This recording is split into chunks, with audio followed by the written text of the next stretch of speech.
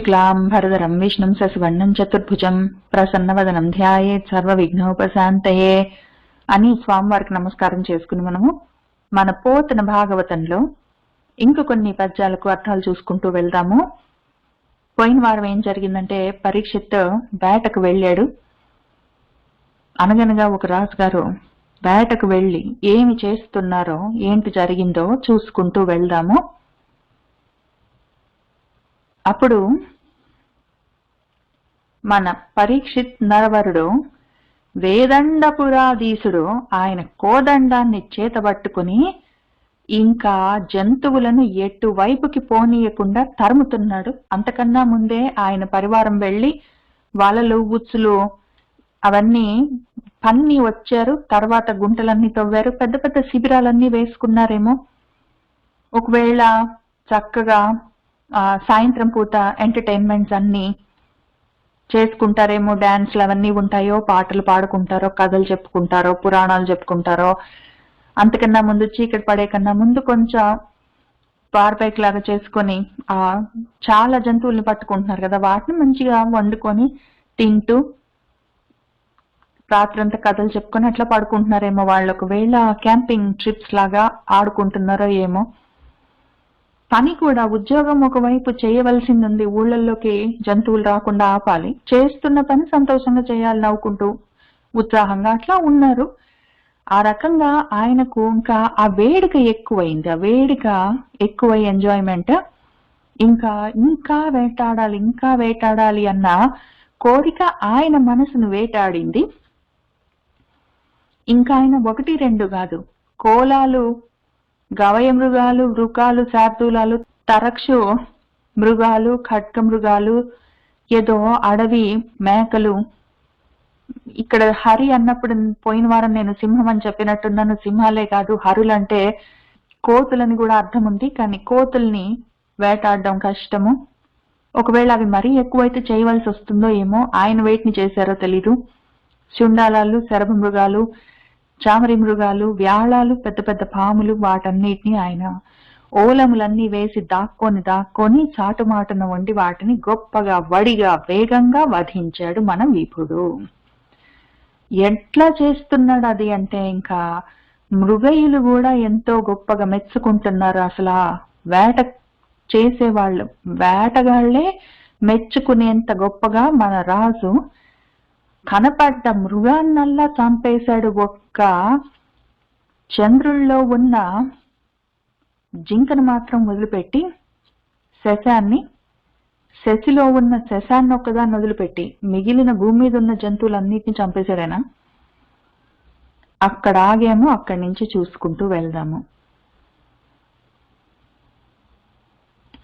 ఇట్లు వాటంబైన వేట తమకంపున మృగంబుల వెంబడింపడి ఎగచుచున్ చరించుటం చేసి బుభుక్షా పిపాసల వలన మిగుల పరిశ్రాంతుడై ధరణీకాంతుడు చల్లని నీటి కొలకున్గానక కలంగిడు చిత్తంబుతో చని ఒక్క తపోవనంబు కని అందు. ఈ విధంగా వాటంబైన గొప్ప నేర్పుతో ఉన్న వేట తమకంతోటున్నాడు ఆయన. ఆయన వేట మత్తులో ఉన్నాడు. ఆ విధంగా మృగాల వెంటబడి, వాళ్ళను వెంబడింబడి, వాటి వెంటబడి మృగాలు జంతువులన్నిటికీ ఎగచుచున్ వాటిని తరుముతూ ఉన్నాడు ఆయన.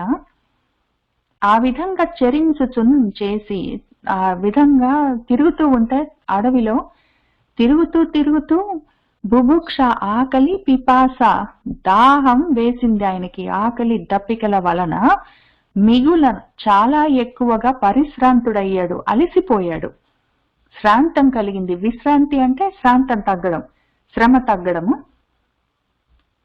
శ్రాంతం అంటే శ్రమతో ఉండడము. పరిశ్రాంతం, పాపం ఎక్కువగా అలిసిపోయాడు ఆయన. అలిసిపోయి ధరణీకాంతుడు మన రాజుగారు పరీక్షిత్ గారు చల్లటి నీటి కొలనేనైనా కనిపిస్తుందేమో అని వెతుక్కున్నాడు. కాది కనపడలేదు. నీటి కొలనేమీ కనిపించలేదు, నీటి మడుగులేమీ కనపడలేదు పాపము.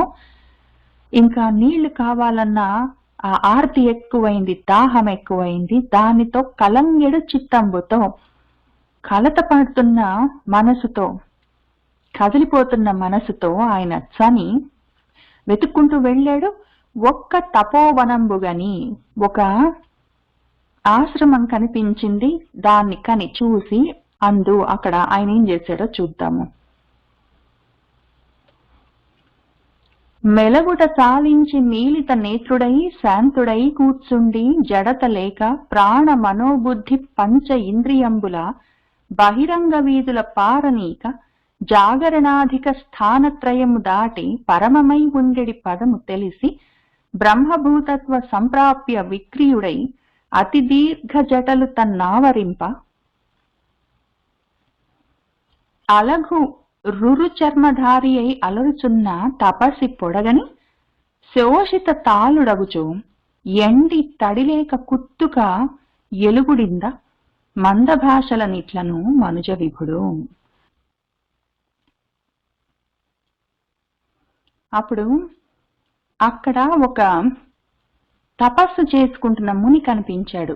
ఆ ఆశ్రమంలో, ఆ అడవి మధ్యలో ఒక ఆశ్రమం ఉంది. అందులో ఒక చిన్న ఆశ్రమం ముందు ఒక ముని కూర్చొని కనిపించాడు. ఆయన ఎట్లా ఉన్నాడు అంటే మెలగుట చాలించి కదలడం మానేశాడు. అన్ని కదలికలు ఆపేశాడు. ఆయన మీలిత నేత్రుడై కన్నులు మూసుకుని ఉన్నాడు. శాంతుడై, మనసు శాంతితోటున్నది, అది కదలట్లేదు. మనసు అసలు కదలట్లేదు, శరీరము కదలట్లేదు. మెలగుట చాలించాడు, కళ్ళు మూసుకున్నాడు, చూపులు కూడా కదలట్లేదు. శాంతుడై మనసు కూడా కదలట్లేదు, ఏవి బయట పారట్లేదు. ఆ విధంగా కూర్చుండి జడత లేక ఉన్నాడు. అట్లా కూర్చున్నాడు అంటే మబ్బుగా డల్లుగా కూర్చోలేదు, జడత్వం ఏమీ లేదు, మూఢుడుగాడు. ఆయన జ్ఞాని, ఇప్పుడు ధ్యాన అవస్థలో ఉన్నాడు కాబట్టి ఆ విధంగా శరీరాన్ని, మనసును, చూపులను దేన్ని ఎక్కడికి పారనీయట్లేదు, అన్నిటిని కట్టడి చేసి కట్టేశాడు. అంత మాత్రంగా ఆయన జడుడు, మూర్ఖుడు కాదు. ఆయన ప్రాణ మనో బుద్ధి పంచ ఇంద్రియాలని, ప్రాణాన్ని, మనసును, ప్రాణాన్ని అంటే ప్రాణవాయువులను కట్టేస్తే వాటి మీద నిలబడి నడిచే మనసు కదలికలు ఉండవు, ఇంకా అది కూడా ఆగిపోతుంది. మనసు కూడా కదలకపోతే బుద్ధి కూడా కదలదు. మనసే కదలకుండా ఉంటే జ్ఞాన ఇంద్రియాలు కూడా పనిచేయవు. అసలు జ్ఞానానికి సంబంధించిన బుద్ధే పనిచేయకపోతే జ్ఞాన ఇంద్రియాలు కూడా పనిచేయవు. ఆ విధంగా ప్రాణవాయువులు ఆపేయడం వల్ల మనసు ఆగిపోయింది. మనసు ఆగిపోతే జ్ఞానం పారట్లేదు, బుద్ధి కదలకపోయేసరికి ఇంద్రియాలన్నీ ఆగిపోయాయి. ఈ విధంగా బహిరంగ వీధుల్లో బయట పారనీయకుండా, వాటిని పారడము అంటే జాలువారడం, కదులుతూ ఉండడం, బయటికి వెళ్ళిపోవడం, పరిగెత్తడం, ఆ విధంగా చెయ్యనీయకుండా ఆయన ఆపేశాడు. ఆపేసి లోపల చూసుకుంటున్నాడు. లోపల కూడా జాగరణ అధిక స్థానత్రయాన్ని దాటాడు. జాగరణ, జాగృత్, స్వప్న, సుషుప్తి అన్న స్థానత్రయాలు, 3 అవస్థలు, వాటిని కూడా దాటి ఆయన పరమమై ఉండేది పదము. వీటన్నిటికీ జాగృత్, స్వప్న, సుషుప్తి అన్న అవస్థాత్రయాన్ని, స్థానత్రయం అంటే అవస్థాత్రయం, దాన్ని కూడా దాటితే తురీయావస్థ ఉంటుంది, పరమ అయిన అవస్థ. ఆ పరమమైన అవస్థ, తురీయావస్థ, పరమావస్థ, ఆ పదము, ఆ స్థితి, దాన్ని తెలుసుకున్నాడు. అంటే తురీయావస్థలో ఉన్నాడు ఆయన. అంత దీర్ఘమైన సమాధి స్థితిలో ఉన్నాడు. అప్పుడు బ్రహ్మభూతత్వ సంప్రాప్య విక్రియుడయి, బ్రహ్మభూతత్వము, బ్రహ్మీభూత స్థితిలో ఉన్నాడు ఆయన, సమాధి స్థితిలో. దాన్ని సంప్రాప్య పొంది ఉన్నాడు కాబట్టి బయట క్రియలు లేకుండా ఉన్నాయి. బయట ఏ పనులు లేవు. ఆయన విక్రియుడయ్యాడు, క్రియలు లేవు. ఇంకా శరీరము, మనసు, బుద్ధి, ఇంద్రియాలు ఏవి కదలకుండా ఉన్నాయి. అవి కదిలితేనే క్రియలు, కర్మలన్నీ అవి కదిలితేనే. అవి కదలట్లేదు కాబట్టి కర్మలు లేవు. ఆ విధంగా సమాధి స్థితిలో, బ్రహ్మభూత స్థితిలో ఆయన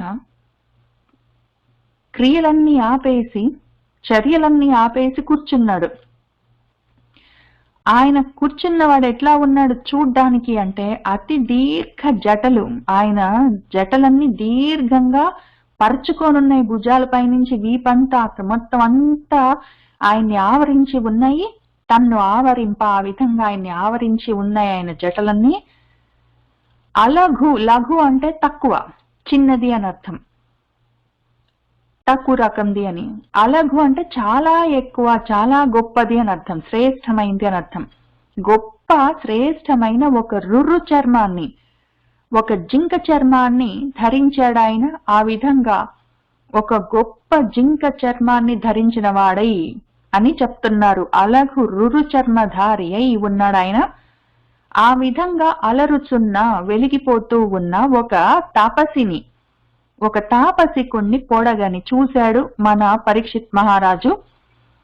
ఆయన పరిస్థితి ఎట్లా ఉంది? ఇప్పుడు మన తపసి అట్టున్నాడు, మన తాపసికుడు ఆశ్రమంలో ఆ విధంగా ఉన్నాడు. ఆయనేమో కళ్ళు మూసుకున్నాడు, శరీరం కదలట్లేదు, బిగుసుకొని పోయింది, మనసు బుద్ధి ఇంద్రియాలన్నీ వాటి పనులను ఆపేశాయి.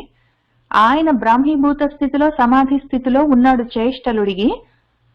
ఆయన జటలు ఆయనంతా ఆవరించి ఉన్నాయి. ఆయన జింక చర్మాన్ని ధరించి ప్రకాశిస్తూ అక్కడ కనిపించాడు. మనవాడు ఎట్లా ఉన్నాడు పాపము, వేటాడి వేటాడి వేటాడి అలిసిపోయి ఉన్నాడు, ఆకలి దప్పికలతో ఉన్నాడు. శోషిత తాళుడగుచు, తాళువులంటే నోరంతా శుష్కించిపోయింది, ఎండిపోయింది, ఎండి తడి లేక కుత్తుక ఉంది. ఆయన గొంతు కూడా పాపం ఎండిపోయి తడి లేకుండా ఉంది. గొంతు ఎండిపోయింది, నోరు ఎండిపోయింది, నాలిక ఎండిపోయింది. అంటే ఇంకా ఎలుగెత్తి మాట్లాడడానికి, ఎలుగు అంటే శబ్దం, శబ్దం పైకి తీసి మాట్లాడడానికి అవకాశం ఉండదు. గొంతు, నాలిక, నోరంతా కొంచెం తడిగా ఉంటేనే మాటలు బయటకు వస్తాయి, ఎండిపోతే మాట్లాడలేము. కాబట్టి ఆ ఎలుగు, ఆ శబ్దం అంతా నోట్లో నుంచి శబ్దం రావట్లేదు, అది డిండం అయిపోయింది, అది తగ్గిపోయింది, నోట్లోంచి శబ్దం రావట్లేదు. పాపం గాలి వస్తుంది కొంచెము, నీళ్లు కావాలి నీళ్లు కావాలని అడుగుతున్నాడు. ఆ రకంగా శబ్దం లేకుండా సైగలతోటి సగం నీళ్లు కావాలని తగ్గిపోయిన గొంతుతోటి ఆయన మంద భాషలా, మందంగా, నెమ్మదిగా, చిన్నగా ఉన్న గొంతుతోటి ఆయన ఆ మనుజ విభుడు, మన రాజుగారు ఇట్లను ఈ విధంగా అన్నాడు ఆయనతో, ఆ తపస్సు చేసుకుంటున్న ఆయనతో.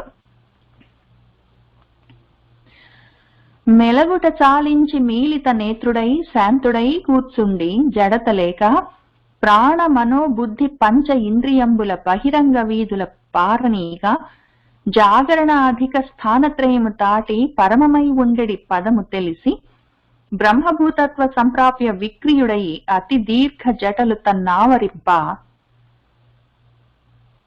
అలగు రురు చర్మధారి అయి అలరుచున్న తపసి పొడగని శోషిత తాళుడగుచు, ఎండి తడిలేక కుత్తుక ఎలుగుడింద మందభాషలన్ ఇట్లను మనుజ విభుడు.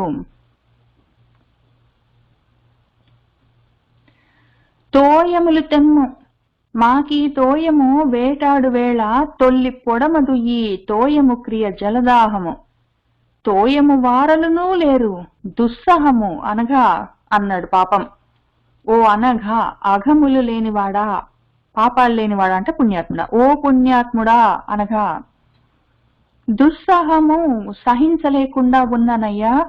తోయములు తెమ్ము, తోయములంటే నీళ్లు, నీళ్లు తే, మాకు ఈ తోయము ఈసారి ఎందుకో మరి వేటాడు వేళ ఈ విధంగా వేటాడుతుంటే, ఇంతకు ముందు తొల్లి, ఇంతకు ముందు పొడమదు ఈ విధంగా జరగలేదు. ఈ తోయము క్రియ ఇప్పుడు జరిగినట్టు ఇంతకు ముందు ఎప్పుడు మాకు కాలేదయ్యా. వేటాడే సమయంలో ఇంత జలదాహము తట్టుకోలేకుండా ఉన్నాను. పైగా తోయము వారలునూ లేరు, మా తోటి వాళ్ళు, నాతో వచ్చిన వాళ్ళు కూడా లేరు, నా పరివారం అంతా ఎక్కడికి వెళ్ళారో వాళ్ళు కూడా కనిపించట్లేదయ్యా, తట్టుకోలేకుండా ఉన్నాను. ఇంత దాహము, ఇంతకుముందు చాలా సార్లు వేటకొచ్చాను, ఎప్పుడు ఇంత దాహం నాకు కలగలేదు, ఈసారి ఇట్లా అయ్యింది, కొంచెం నీళ్లు తెస్తావా అని ఆయన అడిగాడు. ఇందులో అందమేమి అంటే, తోయము వారలు అని, తోయము వారలు అంటే నా తోటి వాళ్ళు అని అర్థంతో ఈ మాటని బహుశా పుట్టించింది మన పోతన గారే. ఇంతకన్నా ముందు తోయము వారలు అని ఈ అర్థంతో వాడిన వాళ్ళు లేరు. మన పోతన గారే తోయము వారలు నా తోటి వాళ్ళు నా పరివార జనము అని ఆయన రాసుకున్నారు. 1-2 చోట్ల వస్తుంది మనకు పోతన భాగవతంలో ఈ మాట. ఆ తర్వాత మన శబ్దార్థ గ్రంథాలను, శబ్దాలకు అర్థాలు ఏంటి అని చెప్పి డిక్షనరీస్ ని రాసినప్పుడు తెలుగులో నిఘంటువులను, అందులో ఈ తోయము వారులు అంటే తోటి వాళ్ళు పరివార జనము అని అర్థాలున్నాయి. పోతన గారు తయారు చేసిన పదము అని కూడా రాసుకున్నారు వాళ్ళు. ఆయన తయారు చేశారు. ఈ రైటర్స్ తోటి అందం ఉంటుంది. రాయగలిగిన వాళ్ళు, రచయితలు, గ్రంథకర్తలు ఒక్కొక్కసారి కొన్ని పదాలను పుట్టిస్తారు. అవి తర్వాత గొప్పగా ప్రచారంలోకి వస్తాయి. ఎవరు పుట్టించకపోతే పదాలు ఎట్లా పుడతాయని చెప్పి మన మాయా బజార్ లో ఘటోత్కచుల వారు అన్నట్టు మన వాళ్ళు గొప్ప ప్రక్రియలన్నీ వాడుతూ ఉంటారు. ఒక్కొక్కసారి గొప్ప ఘనమైన పదాలన్నీ పుట్టిస్తూ ఉంటారు. అటువంటి వాటిలో ఇదొకటి. ఎప్పుడైనా అక్కడక్కడ నాకు అనిపిస్తే మన పోతన గారు రాసిన వాటిల్లో ఆయన రాశారని గుర్తు పెట్టుకొని చెప్పడానికి ప్రయత్నం చేస్తాను. అందులో ఇదొకటి, తోయమారులు. ఇక్కడ తోయములు అంటే నీళ్లు, ఈ తోయము అంటే ఈ సారి, ఈ తోయము క్రియ అంటే ఇట్లా ఇంత దాహము. ఇక్కడ తోయం వారు అంటే నా వాళ్ళు, తోటి వాళ్ళు అని. తోయము అన్నదానికి 4 అర్థాలు చెప్పారు మన పోతన గారు. ఆయనకి నమస్కారం చేసుకుంటున్నాను. తోయములు తెమ్ము మాకు ఈ తోయము వేటాడు వేళ, తొల్లి పొడమదు ఈ తోయము క్రియ జలదాహము, తోయము వారలు లేరు దుస్సాహము అనగా అన్నాడు. పాపం నీళ్లు తాగాలని దప్పిక వేసినప్పుడు ఇంకా ఏమి తోచదు, మంచి చెడు తెలియదు, మోహం కలుగుతుంది. అన్నం ఆకలేసి ప్రాణం పోతుంది అన్నప్పుడు కూడా అంతే. నిద్ర వచ్చింది, ఇంకా అది ఆగలేము తట్టుకోలేము అన్నప్పుడు కూడా అంతే. ఒక్కొక్కసారి శరీరానికి దాన్ని పోషించే పనులుంటాయి కొన్ని, అవి కొంచెం అశ్రద్ధ చేసే ఆటల్లో పడి, అంటే ఆటల్లో పడో పనిలో పడో అన్నం తినడం, పడుకోవడం, మంచినీళ్లు తాగడం వంటివి అశ్రద్ధ చేశామంటే శరీరం ఊరుకోదు. ఇంకది దుస్సహమైపోతుంది. దానికి సహనం ఉండదు, ఇంకది సహించదు. శరీరం సహించదంటే అది చాలా వరకు అదేమనదు. దానికి సమయానికి కొంచెం అన్నం తినిపించి దానికి సమయానికి కొంచెం మందులు రాపిస్తే టైంకి ఎంతో కొంత పడుకోవడానికి దానికి అవకాశం ఇస్తే అది ఎంతైనా పనిచేస్తుంటుంది దానికి అవకాశం ఉన్నంత. ఆ మినిమం రిక్వైర్మెంట్స్ చూసుకోకపోతే అది సహించలేదు, దానికి సహనం ఉండదు. అది అసమ స్థితికి, విషమ స్థితికి, దుస్సహ స్థితికి వెళ్ళిపోతుంది. అది ఇంకా అప్పుడు మంచి చెడు తెలియదు. శరీరానికి మనం కావాల్సినవి మినిమం రిక్వైర్మెంట్స్ తీర్చకపోతే మాత్రం శరీరం ఇంకా తట్టుకోలేదంటే మాత్రం మన మాట వినది. అది ఇంకా చాలా వ్యతిరేకమైన పరిణామాల వరకు తీసుకెళ్లిపోతుంది. అది ఊరుకోదు, దాన్ని అశ్రద్ధ చేయడానికి వీల్లేదు అని భూవరుండు శమీక మహాముని సమాధి నిష్ఠా నిమీలిత నేత్రుండును, విస్మృత బాహ్య అంతరింద్రియ కృత సంచారుండును, హరిచింతా పరుండును నై ఉండుటని తెలియలేక అని మన భూవరుడు, మన రాజుగారు అక్కడ కూర్చున్న శమీక మహాముని, పాపమాయన ఆ మహాముని సమాధి నిష్ఠలో ఉన్నాడు.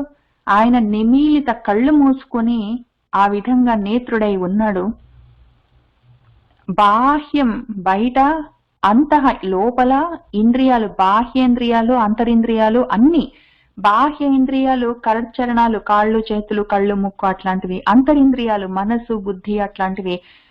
మొత్తం అన్ని చేయవలసిన సంచారాలన్నిటినీ ఆయన విస్మృతము, మర్చిపోయాడు. శరీరం చేయవలసిన పనులన్నీ ఆయన మర్చిపోయాడు. ఆయన ఎట్లా మర్చిపోయాడు? ఆయన సమాధి స్థితిలో ఉన్నాడు. ఆయన ధ్యానం, ధారణా ధ్యానం దాటి ఆయన సమాధి స్థితిలో ఉన్నాడు. ఆయన సంచారాలన్నీ, ఆయన ఇంద్రియ సంచారాలు, బయట బాహ్యేంద్రియ సంచారాలు అంతరింద్రియ సంచారాలన్నీ ఆపేసినాయి. ఆయనకు వాటి స్మృతి కూడా లేదు. ఆ విధంగా ఆయన ఉన్నాడు. హరిచింతాపరుడై ఉన్నాడు ఆయన. ఆ ఉండడాన్ని, ఉండుటన్ తెలియలేకపోయాడు మన భూవరుడు. ఎందుకు అంటే 2 కారణాలున్నాయి. ఒక కారణం ఏంటి అంటే బాగా దాహమేసింది. అంతటి జలదాహంతో ఉన్నాడు. ఇంకా అసలు ఆయనకి ఇంకేమీ తెలియదు. ఇంకా మంచినీళ్ళు తాగిందాకా ఇంకా శరీరం ఎవ్వరి మాట వినదు, ఏ మాట వినదు. మంచి లేదు, చెడు లేదు, జ్ఞానం లేదు, దేవుడు లేడు. ఇంకా ఏది వినదు. ఎంత జ్ఞానైనా సరే, ఎంత గొప్ప స్థితిలో ఉన్నవాడైనా సరే, తట్టుకోలేని దాహము కలిగిందంటే ఇంకా ఆగేది లేదు. అదొకటి పాపం ఆయనకు ఆ కష్టం వచ్చింది. ఆ కష్టం ఎందుకు వచ్చింది అంటే, ఇంతకు ముందెప్పుడూ కలగలేదు అని చెప్తున్నాడు. ఈ తోయము వేటాడేటప్పుడు, ఈసారి వేటకొచ్చినప్పుడు ఏంటికో తెలీదు, తొల్లి ఇంతకు ముందు ఇట్లా జరగలేదు, ఈసారే ఇట్లా జరిగింది అన్నాడు. ఎందుకంటే ఆయన ప్రారంధం. ఆయన ప్రారంధం అట్లా ఉంది. తట్టుకోలేని దాహం కలిగింది. కారణాలు ఏవైనా నిమిత్తం ఆయన వేటకెళ్ళాడు. అనగనగా ఒక రాజు ఉన్నాడు. ఆ రాజుగారు వేటకెళ్ళాడు. వేటలో ఆయన వాళ్ళందరూ దూరం అయ్యారు. ఆయన ఒక్కడే వేటాడుతూ వెళ్ళాడు. ఆయనకి దాహం వేసింది. ఇవన్నీ నిమిత్తాలు. ప్రారంధం ఏంటి అంటే ఆ రోజు అట్లా జరగవలసి ఉంది. ఇంతకు ముందు ఎప్పుడు జరగలేదు, అప్పుడు జరిగింది. అది ప్రారంధము. దైవము, దైవ ఘటన అంటాం కదా అది. ఇప్పుడు దాంతో పాటు ఆయనకి దాహం వేసింది. ఈ దాహం తట్టుకోలేకపోయాడు. ఇప్పుడు ఈయన చేష్ట, ఈయన కర్మ. అటు ప్రారంధము, ఇటు కర్మ రెండు కలిసి వచ్చాయి ఆయనకి. ఆ రెండు ఒకటే పద్యంలో పెట్టారు మన పోతన మహర్షి. ఆ రెండు అట్లా కలిసి వచ్చాయి ఆయనకి. పాపం ప్రారంధం అట్లా ఉంది, ఆయన కర్మ అట్లా కలిసి వచ్చింది. రెండు అట్లా ఉండడం వల్ల ఆయనకి ఇంత దూరం వెళ్ళవలసి వచ్చింది. లేకపోతే మనవాడు తక్కువవాడు కాదు. మన పరీక్షిత్ మహారాజు ఆయన్ని తక్కువ చేసి మాట్లాడడానికే లేదు. అసలు ఆయన తక్కువే కాదు. ఆయన ఎందుకు అట్లా చేశాడంటే, అంత దప్పికేసింది, తట్టుకోలేనంత, మంచి చెడు చూసుకునేంత సహనం లేదు ఆయనకి. దుస్సహనం అని చెప్పాడు ఆయన. దుస్సహనంలో ఉన్నాను, నాకు సహనం లేదు, సమస్థితి పోయిందని చెప్పాడు. అటువంటి సహించలేని స్థితి ఎందుకు వచ్చిందంటే ప్రారంధం. కాబట్టి పాపం అప్పుడేం జరిగిందంటే, ఎంతటి వాళ్ళకైనా వస్తుంది అటువంటి స్థితి. కన్నులు మూసి బ్రాహ్మణుడు గర్వము తోడుతనున్నవాడు చే సన్నలనైన రమ్మనుడు, సార జలంబులు తెచ్చిపోయడు, ఏ మన్ననలైన చేయడు, సమగ్ర ఫలంబులు పెట్టడు, ఇంత సంపన్నత నుండినే తన తపశ్చరణాప్రతిమ ప్రభావముల్ అన్నాడు. ఆయనకింకా కోపం ఎంత వచ్చిందంటే, అసలు ఆర్తి, ముందు అసలు దాహం వేసింది, దాహం వల్ల ఆర్తి కలిగింది, ఇంకా అది తీరలేదు, ఆయన కోపం వచ్చింది. ఆ కోపం కాస్త ఇంకా ఎన్ని బయలుదేరాయో, అన్ని రకాల దోషాలు బయలుదేరాయి ఆయనకు ఆ కోపం వల్ల. ఇంక ఎంత కోపం వచ్చిందంటే, నా అంతటి వాడిని చూడడా అన్న అహంకారం, దాంతోపాటు అహంభావం, నేనింతటి వాణ్ణి, నన్ను చూడలేదినా అని, పక్కన వాడు చూడలేదు కాబట్టి తక్కువ భావం, దాంతో పాటే నన్ను గౌరవించలేదు, నన్ను మర్యాదగా చూడలేదు అని మళ్ళీ తక్కువ చేసి చూశాడు, అవమానం. ఎన్నొచ్చాయో అహంభావము, నేను నా అంతటి వాణ్ణి అని, ఆయన తక్కువ వాడు అని చెప్పి చులకన భావము, నన్ను గౌరవించలేదు అని అవమానము, అన్నీ వచ్చాయి దాంతో పాటే. ఆయన ఏమనుకుంటున్నాడంటే, కన్నులు మూసి కళ్ళు మూసుకొని కూర్చున్నాడు ఈ బ్రాహ్మడు. గర్వంతోడుతనున్నవాడు, బాగా గర్వంతో ఉన్నాడు, బాగా పొగరెక్కున్నాడు. చేసన్నలనైన రమ్మనడు, కనీసం చెయ్యెత్తి ఇట్లా పిలిచి దగ్గరికి రమ్మని సైగలన్నా చెయ్యలేదు. నోటితోటి పిలవడం పక్కన పెట్టు, కనీసము చేతితోటి కూడా రమ్మని సైగ చెయ్యలేదు. కళ్ళు కూడా తెరిచి చూడలేదు నన్ను. ఎంత గర్వంతో ఉన్నాడు.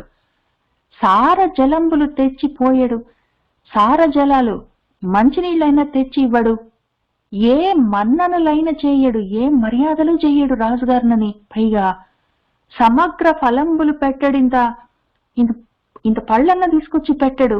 ఏముంటాయి ఈయన దగ్గర? ఏమన్నా రాజలాంఛనాలతోటి మృష్టాన్న భోజనాలు నాకు పెట్టగలడా? పళ్ళు పెడతాడేమో, అవి కూడా పెట్టలేదు కనీసము. ఏమి ఇంత సంపన్నత నందినే ఇంత ఎక్కువైంది ఆయనకి. తన తపశ్చరణ అప్రతిమ ప్రభావాలను చూసుకొని, నేను కాబట్టి ఇంత గొప్ప తపస్సులు చేస్తానని ఆ తపశ్చర్యల వల్ల తపశ్చరణ చేసుకుంటున్నాడు. అది నాది గొప్ప తపశ్చర్యము, అప్రతిమము, దీనికి సాటి లేనిది, ఇంకా దీనికి సాటైన తపశ్చర్య ఇంకెవరు చెయ్యలేరు, దాని ప్రభావం అంతటిది, నేనంత గొప్పవాణ్ణి అని అంత ఎక్కువైంది ఆయనకి. ఇంత సంపన్నత నుండినే తన తపశ్చరణాప్రతిమ ప్రభావములను, నాలాంటి వాణ్ణి, ఇంత గొప్పవాణ్ణి కనీసం కళ్ళు తెరిచి చూడలేదు, దగ్గరికి రమ్మని సైగలైనా చెయ్యలేదు, మంచినీళ్ళైనా ఇయ్యలేదు, మన్ననలు చెయ్యలేదు, పళ్ళు పెట్టలేదు, నన్ను పట్టించుకోలేదు. ఎంత అవమానము! ఏం ఈయనకి ఇంత ఎక్కువైందా అని అనుకుంటున్నాడు. మామూలుగా అయితే కడుపులో చల్ల కదలకుండా కూర్చుంటే గొప్ప మాటలు ఎవరైనా మాట్లాడతారు. పరీక్షిత్తు మాట్లాడతాడు, నేను మాట్లాడతాను. ఆకలేసింది, దప్పికయింది, ప్రాణం పోయేటట్టుంది అంటే భగవద్గీత లేదు, భాగవతము లేదు, కృష్ణుడు లేడు, మంచి లేదు, చెడు లేదు, ఇంకా నా గురించిన ఆలోచన తప్ప ఇంకొకటి ఉండదు. కన్నులు మూసి బ్రాహ్మణుడు గర్వము తోడుతనున్నవాడు చేసన్నలనైన రమ్మనుడు సార జలంబులు తెచ్చిపోయెడు ఏ మన్ననలైన చెయ్యడు సమగ్ర ఫలంబులు పెట్టడు ఇంత సంపన్నతనందునే తన తపశ్చరణ అప్రతిమ ప్రభావముల్ అన్నాడు. మరి ఇప్పుడు నేనంటే ఇక్కడ కూర్చొని గొప్ప గొప్ప మాటలన్నీ ప్రతిరోజు చెప్తాను. నాకేమైనా కష్టం వచ్చినప్పుడు నేను ఇట్లా రియాక్ట్ అవుతానంటే ఇట్లానే అవుతాను. ఇట్లానే మన పరీక్షిత్ అంత గొప్పవాడు, అంత గొప్ప తాతలున్నారు, అంత గొప్ప తండ్రి ఉన్నాడు, అంత గొప్ప మేనమామ ఉన్నాడు, అందరూ ఉన్నారు. అయినా కూడా ఇట్లానే ఉన్నాడు. ఈయన ఇక్కడ నిజంగా అటువంటి స్థితి వచ్చేసరికి ఆయన చదువుకున్న చదువంతా ఎటుపోయింది, జ్ఞానం అంతా ఎక్కడికి పోయింది. ఇటువంటి పని చేయడానికి ఆయన సిద్ధమవుతున్నాడు. మరి నేనేమైతానంటే ఇట్లానే ఉంటాను. నేను కూడా పరీక్షిత్ లాగానే ఇక్కడ కూర్చున్నప్పుడు గొప్ప మాటలన్నీ మాట్లాడతాను, అక్కడికి వస్తే మాత్రం నేను అట్లానే చేస్తాను. నోటుకొచ్చిందల్లా మాట్లాడతాను, చెయ్యరాని పనులన్నీ చేస్తాను. మరేం చెయ్యాలి? అటువంటి పరిస్థితి రాకుండా ఏం చేసుకోవాలి అంటే మునిలాగా ఉండడం ముందు నుంచే సాధన చెయ్యాలి. మునిలాగా ఉండడానికి ఇప్పుడు ఈయన ఆడుకుంటూ ఆటల్లో పడి మర్చిపోయి మంచినీళ్లు తాగక, అప్పుడు దప్పికేసి నీళ్లు కనపడక వెతుక్కుంటూ పోయి కోపం వచ్చి అలిగి ఇవన్నీ చేస్తున్నాడు. ఆయన కూడా తాపసికుడు కూడా తపస్సు చేసుకుంటున్నాడు. ఆయన ఎంతసేపు అయిందో మంచినీళ్ళు అవన్నీ తాగి, కొన్నాళ్ళు మంచినీళ్ళు తాగకపోయినా ఆయనకేం కాదు. ఆయన దాన్ని అభ్యాసంలాగా ప్రాక్టీస్ చేశాడు. మన పరీక్షిత్తుకి ఆ అభ్యాసం లేకపోవడం వల్ల ఒక్క పూట ఒక గుక్కెడు నీళ్లు కనపడకపోయేసరికి తట్టుకోలేకపోయాడు. ఆయనకి ప్రారబ్ధం ఉన్నది, ఇక్కడికి వచ్చి ఇట్లా జరగవలసిన ప్రారబ్ధం ఉన్నది. అయితే ఆయన ఒకవేళ సాధన చేసుకుని ఉంటే ఈ ప్రారబ్ధాన్ని తప్పించుకునేవాడేమో. ఈ కర్మ చేయవలసి ఉన్నది చేస్తాడు, జ్ఞానంతో ఒకవేళ దాన్ని తప్పించుకోగలిగేవాడేమో. చేసుకోలేకపోయాడు, ఆయన అభ్యాసం చేయలేదు బహుశా. అందుకని ఒక గుక్క నీళ్ళకి దొరకపోయేసరికి తట్టుకోలేక తల్లడిల్లిపోయాడు. ఆయన ఎంత దూరమైనా దిగజారాడు. అటువంటి స్థితికి నేను రాకుండా ఉండడం ఎట్లా అంటే ఇవన్నీ చదువుకోవడం వల్ల. ఇవన్నీ చదువుకుంటే ఇట్లా జరిగే అవకాశం ఉందని తెలుస్తుంది. మామూలుగా ఉన్నప్పుడు పెద్ద మాటలు అందరూ మాట్లాడతారు, కష్టం వచ్చినప్పుడే తెలుస్తుంది. కాబట్టి ఎందుకైనా మంచిది మనసుని సమస్థితిలో ఉంచుకోవడం ఎట్లా. ఆకలికి, దప్పికకు, చలికి, వేడికి, మంచికి, చెడుకు, సుఖానికి, దుఃఖానికి తల్లడిల్లిపోకుండా మనసుని నిలకడగా ఉంచడం ఎట్లా అని ముందు నుంచి ఆలోచించుకొని జ్ఞానంతో అభ్యాసం చేసుకుంటే అటువంటి స్థితి వచ్చినప్పుడు తట్టుకునే శక్తి ఉంటుంది. అది నేర్పిస్తున్నారో ఏమో. అది నేను ఇందులో నుంచి మొట్టమొదట నేర్చుకుంటున్న పాఠంగా గుర్తుపెట్టుకుంటున్నాను. కన్నులు మూసి బ్రాహ్మణుడు గర్వముతోడు తనున్నవాడు సన్నలనైన రమ్మనుడు సార జలంబులు తెచ్చిపోయెడు ఏ మన్ననలైన చేయడు సమగ్ర ఫలంబులు పెట్టడు ఇంత సంపన్నత నుండినే తన తపశ్చరణ అప్రతిమ ప్రభావముల్ అని ఆయన కోపం వచ్చింది బాగా. వారి కోరుచున్న వారికి శీతల వారి ఇడుట ఎట్టి వారికైనా వారి తంబుగాని వలసిన ధర్మంబు. వారి ఈడడు దాహవారిగాడు అనుకున్నాడు ఆయన. ఆయన వైపు నుంచి ఆయన ధర్మాలు ఆయన చెప్పుకుంటున్నాడు. ఆయన ధర్మం ఏంటి అంటే ఆయన వైపు నుంచి ఆయన చెప్పుకుంటున్న, ఆయనకు అర్థమైన ఆ సమయంలో ఆయనకు పనికొచ్చిన ధర్మం ఏంటి అంటే, ఎందుకంటే ధర్మాలు మారుతుంటాయి.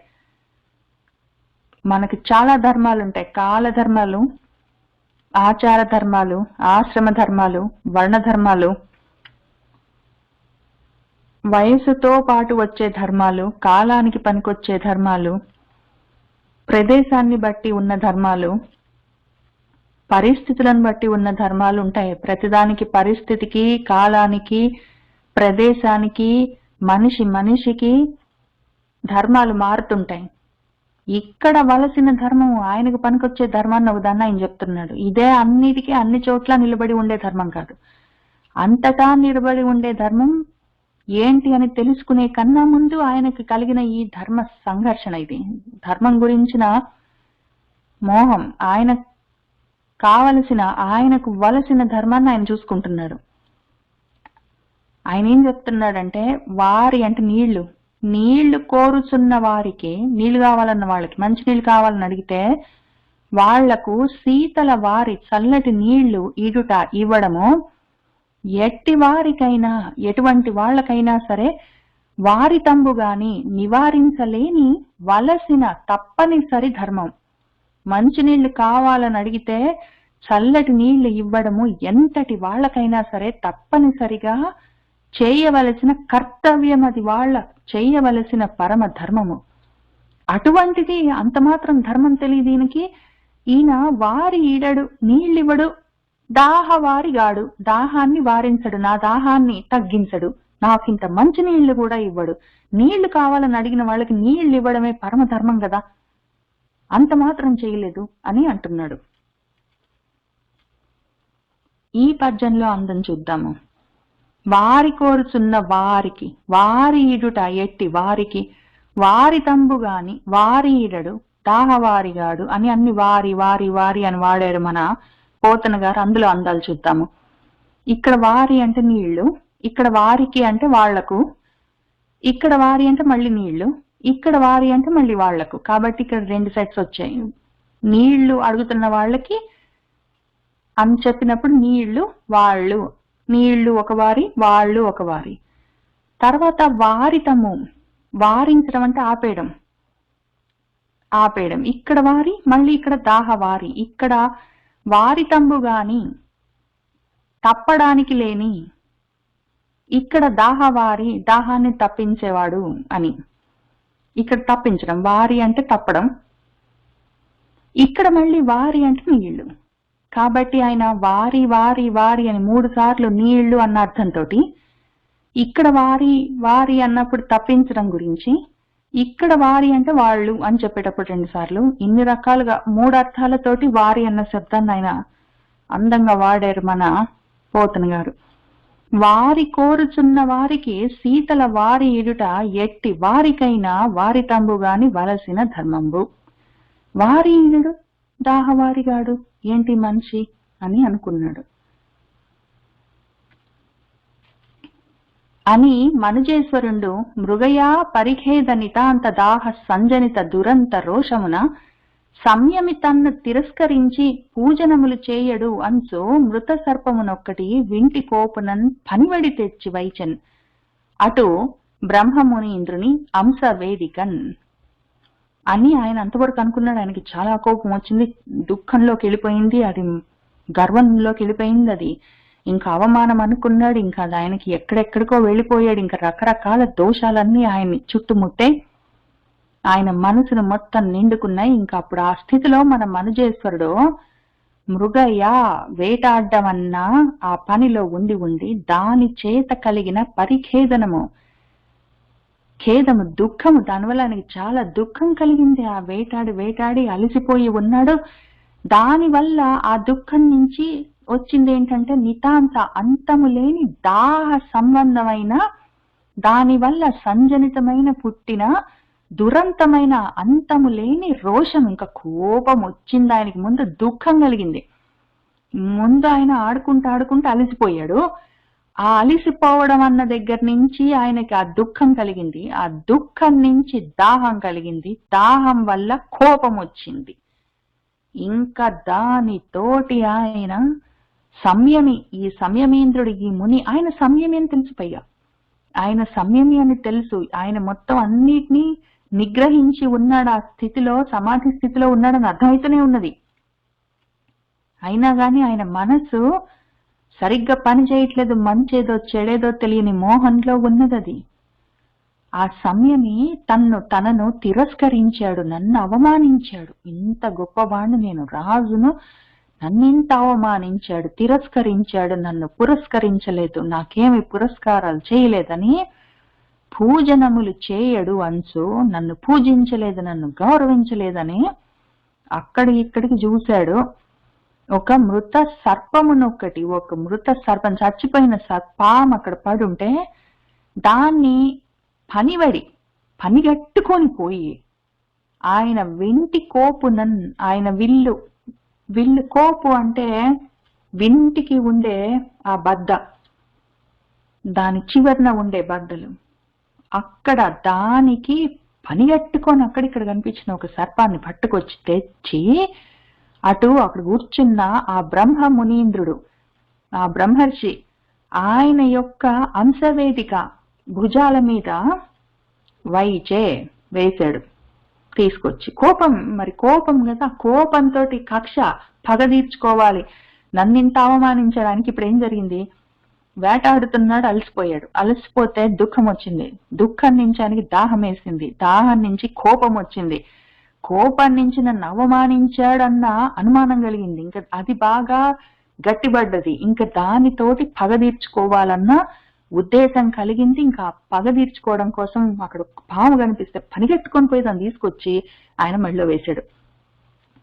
ఇది చూస్తుంటే మన భగవంతుడు భగవద్గీతలో, ఇదిగో నువ్వేదైనా ఒకసారి ధ్యాయతే విషయాన్ పుంసః, ఏదైనా ఒక వస్తువును నువ్వు చూసావంటే దానితోటి నీకు సాంగత్యం కలుగుతుంది, ఆ సాంగత్యం వల్ల నీకు కోరిక కలుగుతుంది, కోరిక వల్ల కోపం వల్ల మంచేదో చెడేదో తెలియని మోహం వల్ల మతి భ్రంశం అయిందంటే బుద్ధినాశం అవుతుంది, బుద్ధినాశం అయిందంటే మొత్తం ప్రణశ్యతి అని చెప్పారు ఆయన 2 పద్యాల్లో. అదే గుర్తొస్తుంటుంది మాటికి. అందులో ఆయన ఏదైనా ఆశ కలిగిందంటే ఆశ వల్ల కోపం వల్ల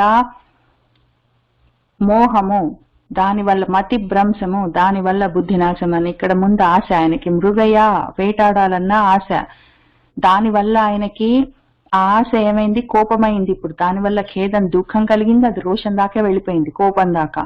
ఆ కోపం నుంచి బుద్ధి నశించింది ఆయనకి. ముందు మతి భ్రంశం, మంచేదో చెడేదో అర్థం కాలేదు.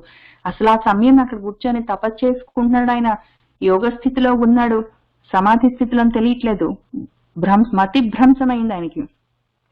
మతి భ్రంశం నుంచి బుద్ధినాశం అయింది, ఇప్పుడు బుద్ధి కూడా పనిచేయడం మానేసింది. అక్కడి నుంచి ఏం జరిగింది? ఆ బుద్ధి లేని పని ఒకటి, బుద్ధి నశించడం వల్ల ఆ చచ్చిపోయిన పామును తీసుకొచ్చి ఈయన భుజాల మీద వేశాడు. ఇంక దాంతో ఏమైంది? మొత్తం సర్వం ప్రణశ్యతి, మొత్తం నశించిపోయింది. ఇంకేముంది? మొత్తం మన భగవంతుడు చెప్పిన ఆ 2 శ్లోకాల్లో ఉన్న విషయాన్ని అదే ఆర్డర్ లో ఫాలో అయిపోతారు ఎవరైనా సరే. పరీక్షిత్ మహారాజు కాదు, మీనా కాదు, ఎవరైనా సరే. ఆశ కలిగింది అంటే ప్రణశ్యతి దాకొచ్చి కింద పడ్డమే ఉంటుంది, టపీమని, ఇంకేమి మధ్యలో గ్యాప్ కూడా ఉండదు. భగవంతుడు ఏ ఆర్డర్ లో చెప్పాడో ఆ స్టెప్స్ అట్లనే జరుగుతుంది. ఏ పద్యమైనా చూసుకోండి, ఏ పరిస్థితి అయినా చూసుకోండి, మన పురాణాలే కదా మన జీవితాలైనా సరే.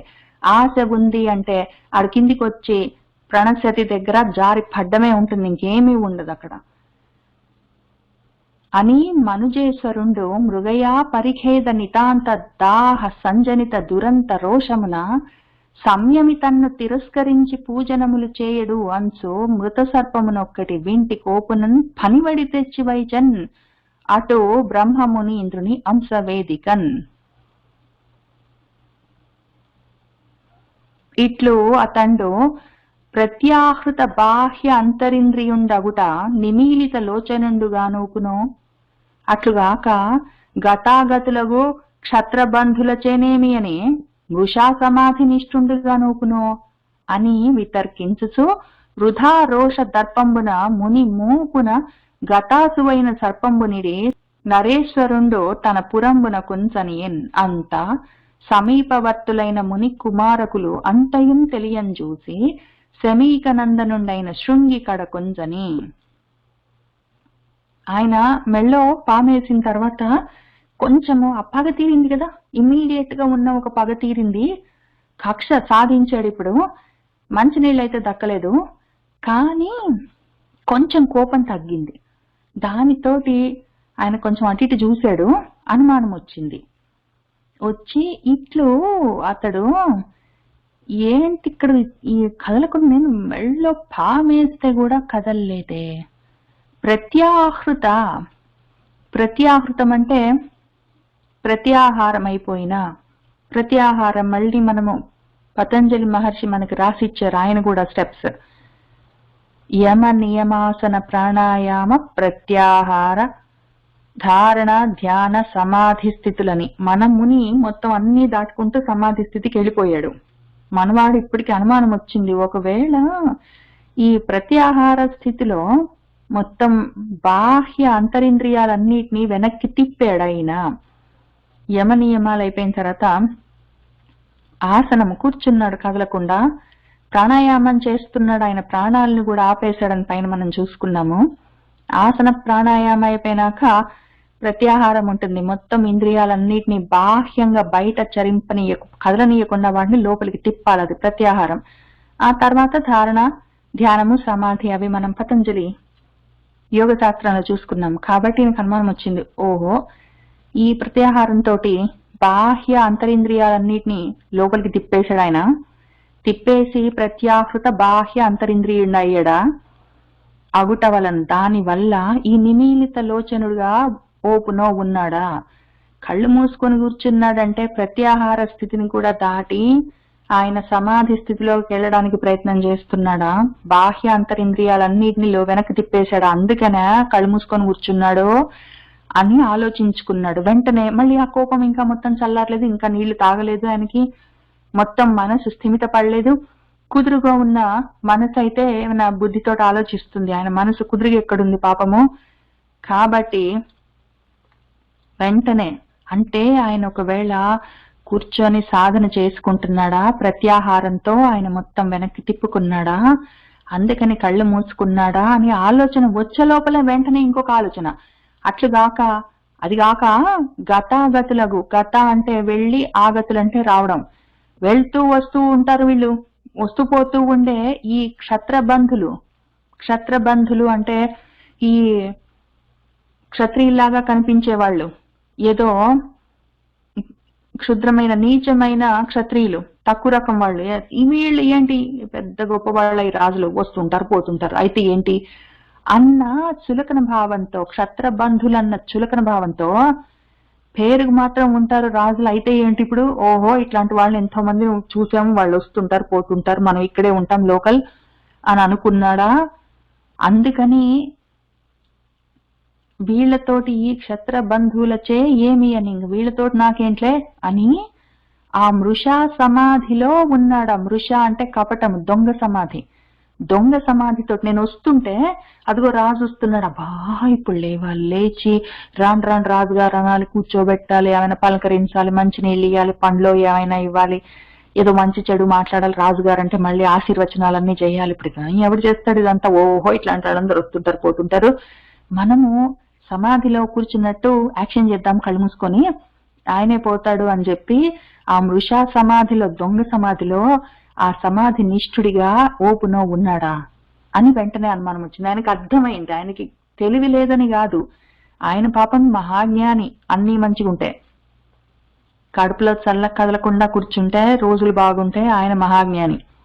అప్పుడే వెంటనే అర్థమయ్యేది ఆయన సమాధి నిష్ఠలో ఉన్నాడని. పక్కన కూర్చునేవాడు, ఆయన కళ్ళు తెరిచిన దాకా ఎదురు చూసేవాడు, లేకపోతే ఈయనకు దప్పిక ఎక్కువైతే అక్కడక్కడ వెతుక్కోవడానికి పోయేవాడు నీళ్ళు ఎక్కడున్నాయని.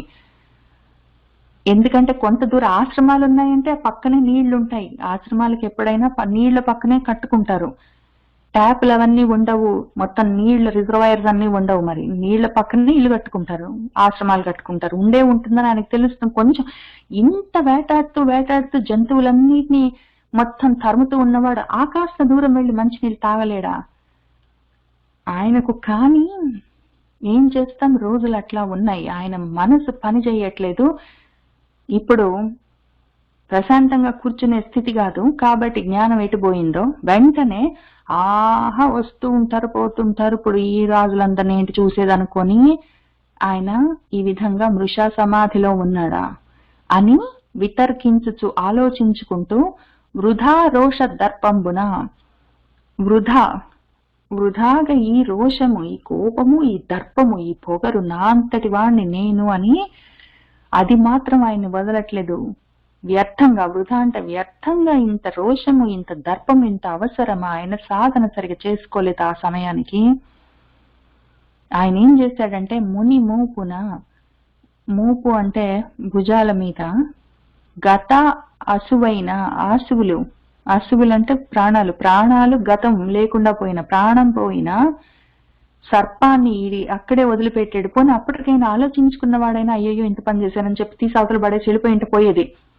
తీయలేదు, తను అక్కడే వదిలిపెట్టాడు. ఆ మెడ మీదనే, ఆ మునీశ్వరుడి మెడ మీదనే మన నరేశ్వరుడు ఆ భామను అట్లా వదిలిపెట్టి తన పురంబున కుంజనియే ఆయన ఊరికి వెళ్ళిపోయాడు. అంత సమీపవర్తులైన ఆ పక్కనే వర్తిస్తున్న వాళ్ళు అక్కడక్కడ తచ్చాడుతున్నారు కొంతమంది ముని కుమారులు. వాళ్ళు అంత తెలియని చూశారు, మొత్తం చూస్తూనే ఉన్నారు. వాళ్ళు ఇక్కడ జరుగుతున్నదంతా మొత్తం కలిపి ఒక 5 నిమిషాలు జరిగి ఉండొచ్చు.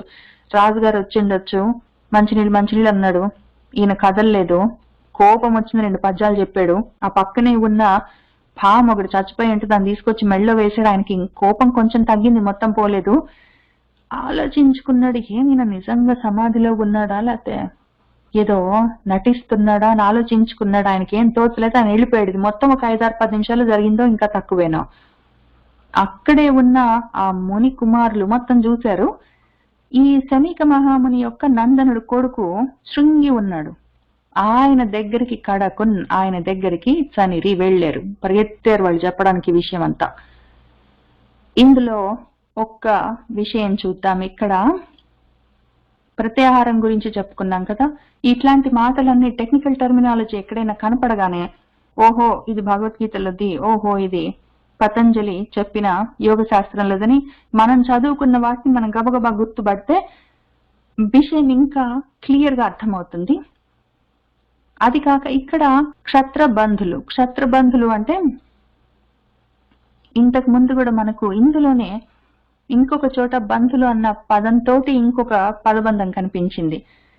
బ్రహ్మబంధులు అని చూసాం, అది కూడా గబగబా గుర్తు చేసుకున్నాం అనుకోండి, చదువుకున్నవి ఇంకా అంతం తెలుస్తుంటుంది, ఇంకా ఎక్కువ చదువుకోవచ్చు. అప్పుడు మనం బ్రహ్మబంధులు అంటే పేరుకు మాత్రం బ్రాహ్మలై ఉన్నారు కానీ నిజానికి బ్రాహ్మలు గారని మాట్లాడుకుంటున్న సమయంలో అప్పుడు కృష్ణుల వారు, భీముడు, మన అర్జునుడు వీళ్ళందరూ మన అశ్వత్థామను ఏం చేద్దామని ఆలోచించుకున్నప్పుడు అశ్వత్థామ ఇటువంటి పని చేశాడు, విప్రుడే వీరుడు, వీడు నిజంగా విప్రుడా, వీడు బ్రాహ్మడా, వీడు బ్రహ్మబంధువు అని అనుకున్నారు. అంటే పేరుకు మాత్రం ఉంటారు అట్లా, నిజంగా అసలు ఆ లక్షణాలే ఉండవు అని. ఆ రకంగా అక్కడ బ్రహ్మబంధులాగా ఇక్కడ క్షత్రబంధుడు అంటే పేరుకు మాత్రం రాదు, చేసేవన్నీ ఇట్లాంటి పనులు, వస్తుంటారు పోతుంటారు ఏంటి అని తక్కువ రకం. క్షత్రబంధుడు, బ్రహ్మబంధుడు అని మాట్లాడినప్పుడు తక్కువ చులకన చేసి మాట్లాడడానికి, అది చులకన చేసి వాడడానికి వాడే పదం, అది ప్రయోగం. అప్పుడు ఏం జరిగిందో చూద్దాము. నరగంధ గజస్యందన తురగంబుల నీలు రాజు తోయాతురుడై పరగన్ నీ జనకుని మెడ ఉరగము తగిలించిపోయెను ఓడక తండ్రి అని చెప్పారు వాళ్ళు వెళ్ళి వాళ్ళ ఫ్రెండ్కి. మన ముని కుమారులు అక్కడున్న వాళ్ళు ఇదంతా చూసి గబగబా శృంగి దగ్గరికి వెళ్ళి ఏం చెప్పారంటే, ఓ తండ్రి, అయ్యయ్యో ఇక్కడ చూసావా, తండ్రి అన్నలారా అని పిలిచిన అవన్నీ మర్యాద కోసం పిలిచేవి, చూసావా అన్న ఎంత జరిగిందో, అక్కడ అంత జరిగింది, నువ్వు ఇక్కడ ఆడుకుంటుంటే అక్కడ అంత విషయం జరిగిపోయిందన్నా అని చెప్పినట్టు అక్కడ తండ్రి అని వాడుతున్నారు. వాళ్ళు ఏం చెప్పారంటే, నరులు అంటే పదాతి దళము, నేల మీద ఉండి ఆ యుద్ధ భూమిలో యుద్ధం చేసేవాళ్ళు. గంధ గజములు అంటే మద గజాలతోటి గజ దళము, గజ బలము. చందనాలంటే రథాలు, రథ బలము. తురంగాలంటే అశ్వాలు, అశ్వబలము. అశ్వబలము, రథబలము, గజబలము, పదాతి దళంతో చతురంగ బలాలు 4 అంగాలుగా 4 పార్ట్స్ గా ఉంటాయి మన ఆర్మీ. ఆ చతురంగ బలాలతోటి ఏలు వాటితోటి భూమిని ఏలే రాజు అట్లానే ఆ బలాలన్నిటినీ పాలించే రాజు, చతురంగ బలాలతో ఉండి రాజ్యాన్ని పాలిస్తున్న ఆ బలాలను ఏలుతున్న రాజు తోయ ఆతురుడై, ఆతురత అంటే ఆర్తి, కావాలి కావాలి అని, ఆ నీళ్లు కావాలని దాహం ఎక్కువై పరగన్ నేను చూస్తూ ఉండగానే నీ జనకుని మెడన్, నీ తండ్రి గారి మెడలో, జనకుడు అంటే తండ్రి గారు, నీ తండ్రి మెడలో ఉరగము ఒక పామును తగిలించిపోయాడు. మెడలో ఒక నీళ్ల కోసం వచ్చాడు, మీ నాన్న మెడలో ఒక పామును తగిలించిపోయాడు. ఓడక అసలు కొంచెం కూడా తగ్గలేదు, కొంచెం కూడా భయం లేదు, బెరుకు లేదు, తగ్గలేదు అసలు. మీ నాన్న మెడలో పాము వేసాడు, పోయాడు, ఒక రాజు వచ్చాడు అని చెప్పారు. నరగంధ గజస్యందన తురగంబులనేలు రాజు తోయాతురుడై పరగన్ నీ జనకుని మెడన్ బురగము తగిలించిపోయన్ ఓడక తండ్రి అని చెప్పారు అని పలికిన సమాన వయోరూప ముని కుమార లీలాసంగి అయిన శృంగంబులతోడి మూర్తి ధరించినట్లు విజృంభించి రోష సంరంభమునను అదిరిపడి బల్యన్నంబుల భుజించి పుష్టంబులకు అరిష్టంబులను పోలే బలిసియు ద్వారంబులగాచుకొనియుండు సారమేయంబుల పగిది దాసభూతులకు క్షత్రియాభాసులు ఎట్లు బ్రాహ్మణోత్తములచే స్వరక్షకులుగా నిరూపితులైరి.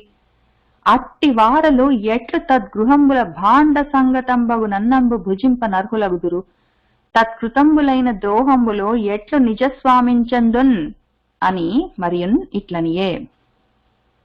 ఇంకా ఆయనకొచ్చింది కోపము. మన శమీక మహర్షి యొక్క కొడుకు శృంగి ఆయన ఏమంటున్నాడంటే, ఆ విధంగా ఆయనకు వీళ్ళు ఆయన ఫ్రెండ్స్ చెప్తే, ఆయన ఇప్పుడు శృంగి ఏం చేస్తున్నాడు ఆ సమయంలో, సమాన వయస్సు రూపాలు ఉన్న ఆయన తోటి ముని కుమారకులతోటి, చిన్నవాళ్ళు ఆయన వయసులో ఉన్న వాళ్ళు, ఆయనలాగా ఆయన తోటి పిల్లలు అక్కడున్నారు ముని కుమారకులు, వాళ్లతో లీలా సంగి అయి ఉన్నాడు. లీలా అంటే ఆటలు ఆడుతూ ఆ సంఘంలో, ఆ సాంగత్యంలో ఉన్నాడు, వాళ్లతో ఆడుకుంటూ ఉన్నాడు. అయినా ఆ శృంగంబులతోడి మూర్తి, శృంగాలంటే కొమ్ములతో ఉన్న మూర్తి, అంటే ఇంకా నందీశ్వరుడే అయ్యాడు.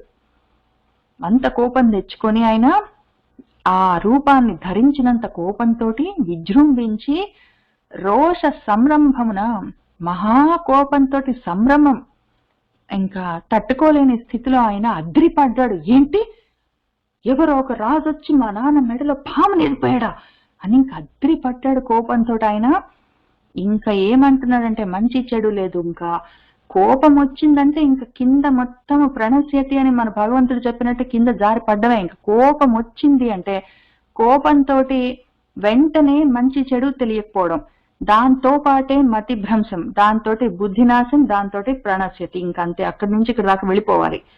కాబట్టి నా కోపం వచ్చింది, రోషంగానే నెక్స్ట్ ఏం వస్తుంది, నోటికి వచ్చినంత మాటలు వస్తాయి, ఇంకా అన్నంత పని చేస్తారు,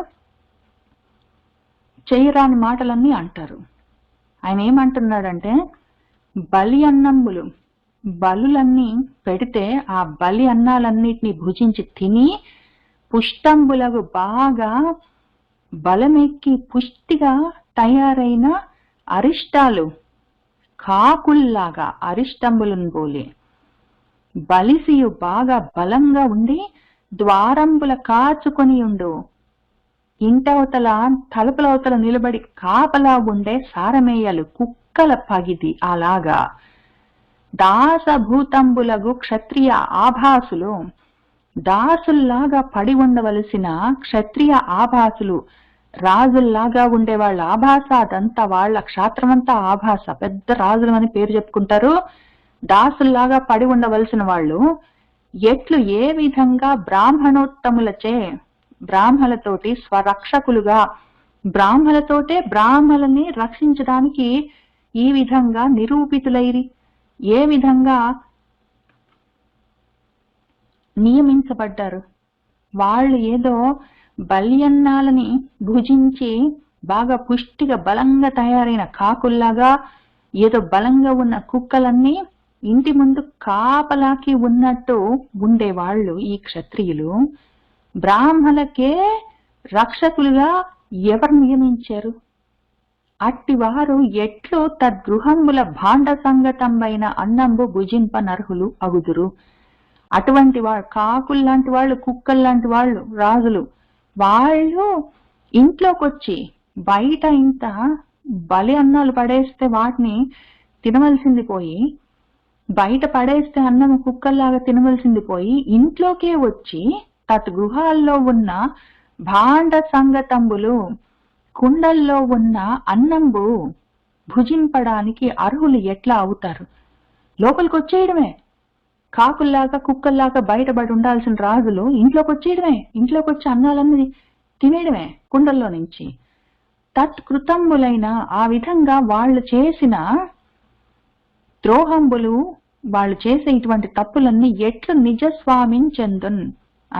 ఆ స్వామి అంటే ఇప్పుడు బయట ఉన్న కాకులు కుక్కలు లోపలికి వచ్చి ఆ ఇంట్లో వాళ్ళు వండుకున్న కుండల్లోని అన్నాన్ని తినకూడదు కదా, అంటే మరి తినకుండా వాటికి అందకుండా పెట్టుకోవాల్సింది మరి ఆ ఇంటి యజమాని జాగ్రత్త పెట్టుకోవాలి కదా అని అంటారేమో. అట్లా ఎట్లా? తప్పు కాకులో కుక్కలో చేస్తే ఆ ద్రోహము స్వామిది ఎట్లా పెట్టుకుంటాడు? ఆయన ఇల్లు ఆయన ఎక్కడైనా పెట్టుకుంటాడు కుండ, ఇవొచ్చి తినేయడమేనా వాటికి తెలీదు అని ఆయన అంటున్నాడు.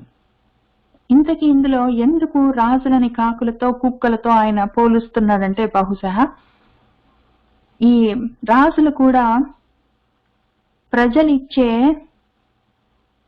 ఈ కప్పాలతో వాటితో నడిపిస్తుంటారు. అందులో ఉన్న డబ్బులతోటే వీళ్ళు కూడా వాళ్ళ అంతఃపురాలు అవన్నీ నడుస్తుంటాయి. అవి వాళ్ళ శరీర పోషణకు, మిగిలిన పనులకు కాక వాళ్ళు బాగుండడం కోసము బ్రాహ్మణులు కూడా వాళ్ళు చేసే పూజాధికాల్లో, యజ్ఞాల్లో, వాటిలో వచ్చే ఫలాలను రాజుగారికి ఇస్తూ ఉంటారు. బ్రాహ్మణులు చేసే పూజల్లో, యజ్ఞాల్లో, వాటిలో వచ్చే పుణ్యాల్లో కొంత భాగము ఆ దేశాన్ని రాజుగారికి చెందుతాయి. ఆ రకంగా మేము పెడుతున్న మా బలిని అన్నంగా తింటున్నాడు ఆయన. మేమిచ్చే బలి అన్నాలని, మేమిచ్చే ఈ దానాలను, మేము మా పుణ్యాలని దానాలుగా ఇస్తే తీసుకొని పుష్టిగా బాగా బలంగా ఉన్నాడు, కాకులు తిన్నట్టు మా మీద పడి తింటున్నాడు అని ఒక అర్థము. కుక్కల్లాగా ఎందుకు చెప్తున్నాడు అంటే, కాపలా ఉండేవి కుక్కలే. ఇప్పుడు కాపలా, ప్రజలకి కాపలాగా ఉండి వాళ్ళ రక్షణని చేయవలసిన కార్యము రాజులకు ఉంటుంది. కాబట్టి కాపలా కుక్కలు చేసే పనులు కాపలాగా ఉండడము, రక్షణనివ్వడము, ఆ పనులు రాజు చేస్తున్నాడు కాబట్టి ఆయన కుక్క అన్నట్టు చెప్తున్నాడు. ఆ రకంగా మేము ఇచ్చిన పుణ్యాలతో ఇంత పుష్టిగా ఉన్నాడు, కాకుల్లాగా బలిష్టంగా తయారవుతున్నాడు, ఈ కాపాడే పనిలో ఉన్నాడు, బయట ఉండకుండా కుక్కలున్నట్టు లోపలికి వచ్చి మా మీద ఇంత యాజమాన్యం చేస్తున్నాడు. ఎవరిచ్చారు మా మీద ఇంతటి శాసనం చెయ్యమన్నా అర్హతని? అట్లా ఎందుకు చేస్తున్నాడంటే, మరి ఆయన చేస్తుంటే మీరు ఆపొద్దా అని అడుగుతారేమో అని. అట్లా ఎట్లా ఆపుతాము? వాళ్ళు అట్లాంటి వాళ్ళు చేసే తప్పులన్నీ మాకెట్లా చెందుతాయి అని కూడా చెప్పుకుంటున్నాడు. ఆయన కన్ను ముందు కానకుండా మాట్లాడుతున్నాడు. ఏం కోపం వచ్చిందంటే ఇంకా ఎక్కడ ఆగేది ఉండదు. ఎంత దూరమైనా వెళ్తారు, ఎంత నీచానికైనా ఒటిగడతారు, ఎంతటి దుర్మార్గానికైనా పాల్పడతారు, దిగజారిపోతారు అని మనమే ఎక్కడో చదువుకున్నాము. ఆడడు తన్ను దూషణములు ఆశ్రమవాసులగాను వైరులను కూడడు, కందమూలములు కూడుగా తింటూ సమాధినిష్ఠుడై వీడడు లోని చూడ్కులను, విష్ణుని తక్క పరప్రపంచమును చూడడు, మద్గురుండు పణిజుట్టగ నేటికి రాసవానికిన్ అన్నాడు.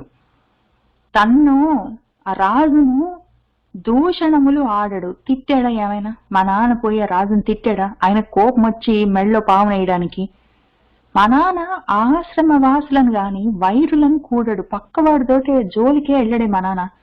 ఏదో ఆశ్రమంలో ఉన్న వాళ్ళతో మాట్లాడతాడు, అక్కడికి ముగిస్తాడు, వాళ్ళతోటే కూడి ఉంటాడు. వేరే వాళ్ళతోటి శత్రువులతోటి వెళ్ళి ఏమైనా కూడాడా? నీ శత్రువులతోటి ఆయన ఏమైనా కూడి పని చేస్తున్నాడా? నీకు విరుద్ధంగా ఏమైనా చేస్తున్నాడా? ఏం చేశాడు మా నాన్న నిన్ను? కందమూలములు కూడుగా తింటూ, కందమూలాలే అన్నంగా తింటూ కూడుగా అవే భుజిస్తూ ఇంకేమైనా కోరుకున్నాడు ఆయన పంచభక్ష పరమాన్నాలన్నీ? ఏదో సమాధి నిష్ఠుడై లోని చూడ్కులను లోపలికే చూసుకుంటున్నాడు ఆయన. ఆ విధంగా దాన్ని వీడకుండా ఉన్నాడు. విష్ణుని తప్ప పరప్రపంచమే చూడడు మా నాన్న. అటువంటి మద్గురుడు మా పెద్ద ఆయన మీద పని చుట్టగా, ఆయన మెడకి పాముని చుట్టడానికి ఏటికి ఎందుకు? ఈ రాజవానికి నీ రాజుగాడికి ఎందుకు ఇప్పుడు మా నాన్న మెడ చుట్టూ ఆ పాముని చుట్టాడు? మా నాన్న ఏమైనా ఈయన తిట్టాడా? వేరేగా వెళ్ళి ఈయన శత్రువులతోటి కూడాడా? కందమూలాలు తింటూ మా ఇంట్లో ఉంటూ మా ఆశ్రమంలో ఉంటూ సమాధిలో ఉన్నవాడిని విష్ణువు తప్ప ఇంకొక ప్రపంచమే పట్టదే మా నాన్నకి, ఇటువంటి పని చేశాడు ఆ రాజుగాడు అని తిట్టుకుంటున్నాడు.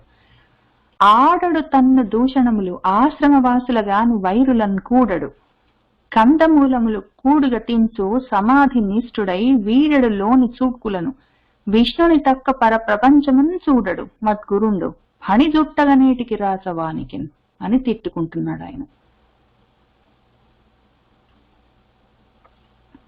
పోము హిరణ్య దానముల పుచ్చుకొనంగా ధనంబులేమి ఎంతేము, సవంచనంబులుగా దీవనలిచ్చుచు వేసరింపగా రాము, వనంబులన్ గృహ విరాములమై నివసింప చల్లరే పామును వైవగా తమునే, బ్రహ్మమునీంద్రు భుజార్గళంబునన్ అన్నాడు. హిరణ్య దానములకు బంగారాలు ఏమైనా దానాలు ఇమ్మని చెప్పి పుచ్చుకోవడానికి మేము పోమే. ధనంబులేమి తేము, వాళ్ళిచ్చారు వీళ్ళిచ్చారని డబ్బులన్నీ తెచ్చుకోమే. వంచనంబులుగా వంచనలతో కపటాలన్నీ చెప్తూ, మోసపూరితమైన మాటలన్నీ చెప్తూ, ఆ మోసంతో కూడిన దీవెనలన్నీ ఇచ్చుచు ఆశీర్వచనాలు చేస్తాము, ఈ మంత్రాలు చదువుతాము, దేవుడికి మీ గురించి అర్చనలు చేస్తాము అని రకరకాల వంచనలన్నీ చేసుకుంటూ వేసరింపగా రాము, విసిగించడానికి మేము మీ ఇళ్లకు రామే. వనంబులన్ అడవుల్లో గృహ విరాములమై ఇళ్లు కూడా వదిలిపెట్టి ఆ అడవుల్లో నివసిస్తూ ఉంటే మీ జోలికి వచ్చామా, మీ తెరువుకు వచ్చామా, డబ్బులు ఇమ్మని అడిగామా, ధనాలు పుచ్చుకున్నామా, హిరణ్య దానాలు ఇమ్మని అడుగుతున్నామా, దీవిస్తాము వేదవాక్కులతోటి డబ్బులు ఇమ్మని చెప్పి విసిగించామా? చల్లరే ఇంత చెలరేగి పామును వైవగా తగుని పామునేస్తారా మా మెళ్లల్లో? బ్రహ్మమునీంద్రుడి యొక్క భుజార్గళంబునన్, బ్రహ్మమునీంద్రుడు ఆయన బ్రహ్మర్షి, ఆయన యొక్క మా నాన్నగారి యొక్క భుజ అర్గళంబు, అర్గళము అంటే అడ్డం, అర్గళంబునన్ అంటే అడ్డంగా, భుజానికి అడ్డంగా పామునేస్తారా? అర్గళము దానికి వ్యతిరేక పదము అనర్గళము. అనర్గళం అంటే అడ్డు లేకుండా, అనర్గళంగా మాట్లాడాడు అంటే అడ్డు లేకుండా మాట్లాడాడు అని. అర్గళము అంటే అడ్డు అని అర్థం. ఈ అర్గళానికి అడ్డు అని అర్థం ఉంది కాబట్టి ఏదో తలుపులకి అడ్డగా పెట్టే గడియను కూడా అర్గళం అని పిలుస్తారు. తలుపుకు వేసే గడియను కూడా అర్గళం అని ఎందుకంటారంటే అడ్డు, ఏదైనా అడ్డు. ఇక్కడ భుజానికి అడ్డంగా అని అర్థం. బ్రహ్మమునీంద్రుడు మా నాన్న ఆ బ్రహ్మర్షి యొక్క భుజానికి అడ్డంగా పామునేస్తారా? ఏం మీ ఇంటికి వచ్చామా, ఏమని ఇమ్మని అడిగామా, డబ్బులో బంగారమో మీరిస్తే మేము తెచ్చుకున్నామా, మీరేమైనా దీవెనలు ఇస్తాము అవన్నీ చెప్పి మోసాలన్నీ చేసి మీ దగ్గర విసిగించి మీ దగ్గర నుంచి ఏమైనా రాలుస్తారేమో తెచ్చుకుందాం అనుకున్నామా? ఇళ్ళు వాకిళ్ళు కూడా వదిలిపెట్టి అడవులలో ఉన్న వాళ్ళమే, మీరే వచ్చి పనిపడ ఇటువంటి పనులన్నీ చేస్తారు, ఎవరు వేయమన్నారు మా నాన్న మెళ్ళు పాము అని ఆయనకి అంతకంతకు కోపం పెరుగుతున్నది తలుచుకున్నా కొద్ది. పోము హిరణ్య దానముల పుచ్చుకొనంగా ధనంబులేమి ఎంతేము, సవంచనంబులుగా దీవెనలిచ్చుచు వేసరింపగా రాము, వనంబులన్ గృహ విరాములమై నివసింప చెల్లరే పామును వైవగా తగునే, బ్రహ్మమునీందు భుజార్గళంబునన్. పుడమిగల జనులు పొగడగా కుడుతురు కట్టుదురుగాక కువలయపతులై అడవుల నిడుముల పడియడి బడుగుల మెడ నిడగ తగునే పన్నగ శవమున్. పుడమిగల జనులు, భూమి మీద ప్రజలందరూ పొగిడేటట్టు ఆహా ఓహో అని వాళ్ళు పొగుడుతుంటే ఈ కువలయపతులై, రాజులై, కువలయం అంటే భూమి, పతి అంటే రాజు, భూపతి అంటే రాజు, రాజులై కావాలంటే మీకుంటే కుడుతురుగాక, మీకుంటే తిండ్రు గాని, కట్టుదురుగాక, మీకుంటే మీరు కట్టుకోండి. అందరూ చూసి ఓహో రాజు ఆహా రాజు అని పొగుడుతూ ఉంటే ఉబ్బి తబ్బిబ్బై మీకుంటే మీరు తినండి, మీకుంటే మీరు కట్టుకోండి, మీకు ఇష్టం వచ్చినట్టు తిరగండి, మా వెంబడెందుకు పడతారు? అడవుల ఇడుముల పడియడి, అడవుల్లో పడి ఇడుములు ఇబ్బందులు పడుతూ ఉన్న పడియడి బడుగుల మెడ, బడుగులు బలం లేని వాళ్ళు, బడుగులు బలహీనుల అర్థం, బలం లేని మాలాంటి అశక్తుల మీదన మీ మొత్తం శక్తి అంతా ప్రదర్శించడం, మా మెడలో ఈడగ తగునే పన్నగ శవమున్, పాము శవాలు గీము శవాలన్నీ తీసుకొచ్చి మా మెడల్లో వేయడానికి మీతోటి పోరాడే శక్తి కూడా లేదు. మీకుంటే మీరు తినండి అయ్యా, మీకుంటే మీరు కట్టుకొని తిరగండి, వద్దన్నామా? అడవుల్లో పడున్నాము, మా ఇళ్ళకొచ్చి మమ్మల్ని ఎందుకు ఇట్లా ఏడిపిస్తున్నారు? పుడమిగల జనులు పొగడగా కుడుతురు కట్టుదురుగాక కువలయపతులై అడవుల నిడుముల పడియడి బడుగుల మెడ నిడగ తగునే పన్నగ శవమన్ అన్నాడు. భగవంతుడు గోవిందుడు జగతిన్ బెడబాసి చనిన శాసింపంగా తగువారు లేని దుర్జనులు ఎగసి మహా సాధు జనులను ఏచెదరు అకట అనుకున్నాడు. ఆయన ఏమంటున్నాడంటే, ఆ శృంగి చిన్న పిల్లాడు, వాళ్ళ నాన్నకి ఇంత జరిగిందంటే ఆయనకి దుఃఖం పెరుగుతుంది, కోపం పెరుగుతుంది, ఇంకా పగ తీర్చుకోవాలని ఆయన తయారవుతున్నాడు. ఇంకా మతి భ్రంశము బుద్ధినాశము ప్రణశ్యతి స్థితికి వస్తున్నాడు ఆయన. ఆయన ఏమంటున్నాడంటే శృంగి, భగవంతుడైన గోవిందుడు జగతిని పెడబాసి భూమిని వదిలిపెట్టి చని వెళ్ళిపోయిన తర్వాత శాసింపంగా శాసించేవాడు దానికి తగిన వారు లేరని, ఇంకా అడ్డేమీ లేదు, శాసించేవాడు లేడు, కృష్ణుడు వెళ్ళిపోయాడు, ఇంక నాకేంటి భయం అని దుర్జనులు ఎగసి ఇంకా రెచ్చిపోతున్నారు. మహాసాధు జనులను, మహాసాధు గొప్ప సాధువులను, ఆ జనులను ఏచెదరు, ఏడిపిస్తుంటారు. ఇంకా కృష్ణుడు వెళ్ళిపోయాడు, మాకేంటి భయం, శాసించేవాడు లేడు ఇంకా అని ఆ దుర్జనులందరూ ఇంకా రెచ్చిపోయి సాధువులను ఏడిపిస్తున్నారు అక్కట. అయ్యో అని ఆయన అన్నాడు. భగవంతుడు గోవిందుడు జగతిని పెడబాసి చనిన శాసింపంగా తగువారు లేని దుర్జనులు ఎగసి మహా సాధు జనులను ఏచెదరు అకట అన్నాడు. బాలకులారా, ధాత్రీ పాలకు శపియింతును అనుచు పలువడిని విలోల అలకుడవు మునికుంజర బాలకుడు అరిగెన్ త్రిలోక పాలకుల్ అదరన్. బాలకులారా, ఆయన స్నేహితులను పిలిచి చెప్తున్నాడు, పిల్లలారా వినండి నేను చెప్తున్నాను. ధాత్రీ పాలకుణ్ణి, ఆ రాజును శపియింతును, నేను శపిస్తాను ఇప్పుడు అనుచు. పళ్ళు అంటే బాగా ఎక్కువగా, వడి అంటే వేగంతో, ఎక్కువ మహావేగంతో, పలువడి అంటే మహావేగంతో, విలోల అలకుడు, అలకలు అంటే ముంగుర్లు, జుట్టంతా విలోలం చల్లా చెదరైతుంటే ఆయన ఆ ముని కుంజరుడు, కుంజరం అంటే ఏనుగు, మదించి ఉన్నాడు ఇప్పుడు ఆయన, ఆ కోపంతో ఉన్నాడు ఆయన, మత్తెక్కి మదించి ఉన్నాడు. ఆ మదంతో నేను కాబట్టి, మేము బ్రాహ్మణులము అడవుల్లో ఉంటాము, గొప్పవాళ్ళము, సాధువులము, మాలాంటి మహాసాధు జనులను ఈ విధంగా రాజాధముడు ఏడిపిస్తున్నాడు అని ఆయనకు ఆ మతం ఎక్కువైంది. దానితో ఆ ముని కుంజర బాలకుడు అరిగెన్ బయలుదేరాడు. ఇంకా నేను శపిస్తా చూడండి అని ఇంకా ఆయన బయలుదేరేసరికి త్రిలోక పాలకులందరూ అద్రారు, వాళ్ళందరూ అద్రిపడ్డారు, ఆయన వాళ్ళందరూ భయపడ్డారు. త్రిలోక పాలకుడు ఏమి శపిస్తాడో ఇప్పుడు, ఆయన కాస్త వెళ్ళిపోయాడంటే పరీక్షిత్తు, నేను శపిస్తే పరీక్షిత్తు వెళ్ళిపోతే తర్వాత రాజులు ఎక్కడున్నారు, అటువంటి గొప్పవాళ్ళు, ఇంకా ఈయన వెళ్ళిపోయాడంటే అసలే కలికాలం వచ్చింది, కష్టంలో ఉంది, మొత్తం భూమి ధర్మమయంగా ఉంది.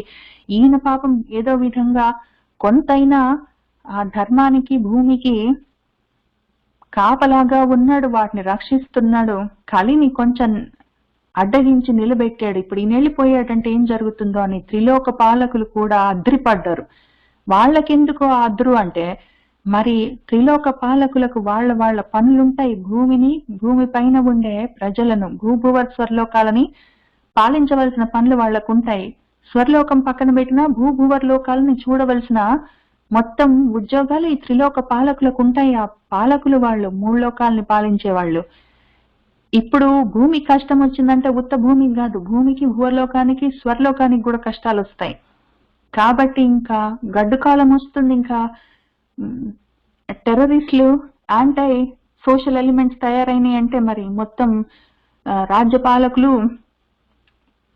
అందరూ ఏ రకంగా తయారవ్వాలో వీళ్ళట్లా తయారవ్వవలసి వస్తుంది. అందుకని వాళ్ళు అదిరిపడ్డారు, వాళ్ళు భయపడ్డారు. బాలకులారా ధాత్రి పాలకు సపియంతున్ అనుచో పలువడిని విలోల అలకుడవు మునికుంజర బాలకుండో అరిగన్ త్రిలోక పాలకులు అదరన్. అప్పుడు ఆయన ఏం శాపం ఇచ్చాడో చూద్దాము. ఇట్లు రోషించి కౌశికీ నది కిందని జల ఉపస్పర్శంబు చేసి మన శృంగి రోషించి మహారోషంతో, కోపంతో తట్టుకోలేనంత స్థితిలో కౌశికీ నది దగ్గరికి వెళ్ళి నీళ్లను స్పృశించాడు. శపించడానికి తయారవుతున్నాడు. ఓడక వింటి కోపున మృతోరగమున్ కొనివచ్చి మారు మాటాడకయున్న మజ్జనకు అంశతలంబున పెట్టి దుర్మద క్రీడ జరించు రాజు హరకేశవులడ్డిననైన చచ్చుపో 7వ నాడు తక్షక ఫణీంద్ర విషానల హేతి సంహతిన్ అని శపించాడు. ఆయన ఏమన్నాడంటే, ఓడక తగ్గేది లేదు, అసలు ఆలోచించి చూసుకునేది లేదు. వింటి కోపున ఆ బిల్లు యొక్క చివరి భాగం దానితోటి ఒక మృత ఉరగాన్ని, చచ్చిపోయిన పామును కొని వచ్చి తెచ్చి మారు మాట్లాడకుండా నిశ్శబ్దంగా ధ్యాన సమాధిలో ఉన్న మత్ జనకున్ మా తండ్రి యొక్క అంశతలంబున మెడ మీద పెట్టి దుర్మద క్రీడ, ఇంత దుర్మదంతో తిరుగుతున్న ఆ రాజు హరకేశవులడ్డిననైనా, శివుడు కేశవుడు అడ్డం వచ్చినా సరే చచ్చుపో. 7వ నాడు, ఇవాల్టికి 7వ రోజు, శివుడు విష్ణువు అడ్డం వచ్చినా సరే ఆపేది లేదు, తప్పకుండా చస్తాడు. ఎట్లా అంటే తక్షక ఫణీంద్ర, తక్షకుడన్న పాము యొక్క విషము అనే అనలము, అగ్ని యొక్క హేతి, జ్వాలల యొక్క సంహతిన్, దాని సమూహం వల్ల ఆ తక్షకుడి యొక్క విషమన్న